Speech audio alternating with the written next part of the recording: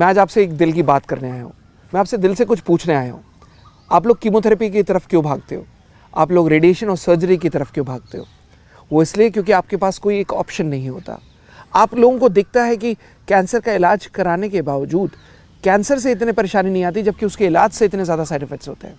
एक अच्छा खासा मरीज़ मेरा जब चल कर आता है तो मैं उसको मतलब जब उसको नया नया डायग्नोज होता है, वो कहता है डॉक्टर साहब मुझे पहले कीमो रेडिएशन करा लूँ, फिर उसके बाद मैं आपके पास आता हूँ। और फिर जब वो 6 महीने बाद आता है, वो कहता है डॉक्टर साहब गलती कर दी। मरीज़ खुद नहीं आ पाता, उसका बेटा आता है या उसकी बेटी आती है रिपोर्ट्स लेकर। मैं पूछता हूँ वो तिवारी जी कहाँ हैं? और वो कहते हैं तिवारी जी बेड पर है। वो कहते हैं कि नहीं, तिवारी जी को एक्चुअली में इस समय उठ भी नहीं सकते, कॉन्स्टिपेटेड हैं, वीकनेस बहुत ज़्यादा है, हीमोग्लोबिन 6 ग्राम रह गया है, TLC इतने। मैं कहा डॉक्टर्स क्या कह रहे हैं? डॉक्टर्स ये कह रहे हैं कि अभी और कीमो नहीं हो सकती, अभी वेट करिए, अभी वो झेल नहीं पाएंगे। मैं कहा लेकिन कितनी साइकिल हो चुकी है? सर 6 की हमने 2 साइकिल 2 बार करा ली है। अब 6 की आपने 2 बार करा ली साइकिल। पहले जब आए थे तब फर्स्ट डे आपने दिखाया था, जब डायग्नोज हुआ था आप सीधे मेरे पास आए थे, आपको दिखाया, आपको लाइन ऑफ ट्रीटमेंट सजेस्ट किया, बट आपको विश्वास कीमोथेरेपी और रेडियोथेरेपी पर ही था। खैर आपने कराया। आज तिवारी जी की हालत ये है कि वो 12 साइकिल होने के बाद बिस्तर पर है, हीमोग्लोबिन 6 ग्राम है, TLC ऑलमोस्ट 1800 के आसपास रह गए हैं। डॉक्टर्स ने अब बोला कि अभी इन्हें तैयार करो, अभी वो कीमो झेल नहीं पाएंगे, और घर पे भेज दिया है। ये इलाज कराने गए थे आप, क्या कैंसर से ये परेशानी हुई? अगर फ़र्ज़ करिए कैंसर इतना फैल भी जाता, क्या ये स्थिति होती 6 महीने के अंदर? क्या ये कंडीशन होती? डॉक्टर साहब, डॉक्टर्स ने ये बोला था कि 6 महीने अगर आप कीमो नहीं कराओगे, स्टेज 4 कैंसर है, अगर आप कीमो नहीं कराओगे ये 6 महीने के मेहमान हैं, अगर आप कीमो करा लोगे तो ये 1 साल जी जाएंगे। तो मुझे लगा कि भाई 6 महीने का बोनस लाइफ मिल रही है, कीमो करा लो। मैं कहा आज आप 6 महीने बाद आए हो तिवारी जी, और आपके फादर साहब की ये कंडीशन है, क्या आपको लग रहा है कि अगले 6 महीने जी पाएंगे? जवाब था नहीं। बोलते डॉक्टर साहब जिएंगे भी ना तो तड़पे हो जाएंगे। And he started crying. It was a sensitive question.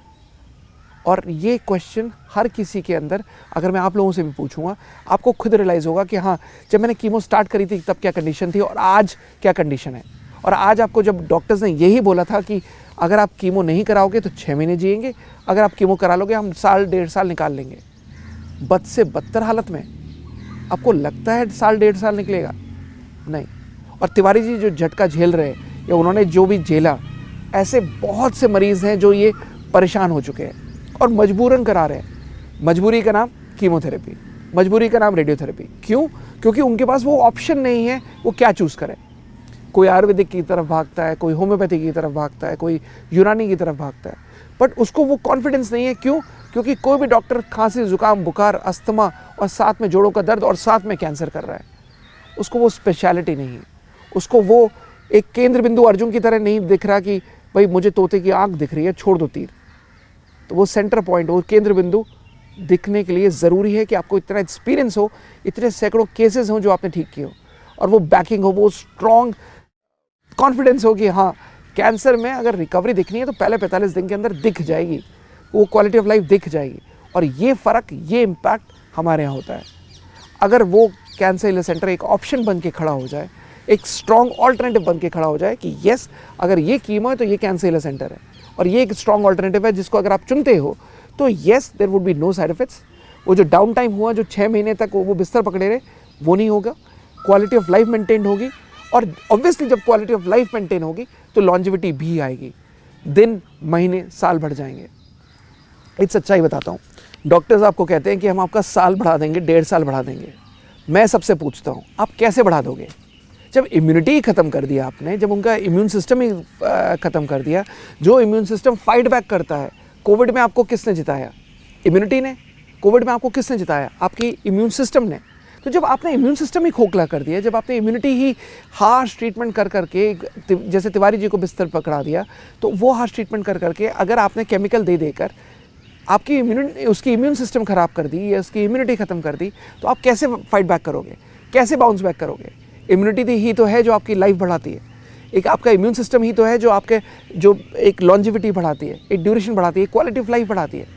ये इम्यूनिटी बहुत ज़रूरी है। इस इम्यूनिटी पे फाइट बैक करना ज़रूरी है। ये इम्यूनोथेरेपी बहुत ज़रूरी है। अब इम्यूनोथेरेपी यही करती है, एक तरीके से बुलेट प्रूफ जैकेट पहना देती है ताकि आप गोली मारते रहें, असर ना हो।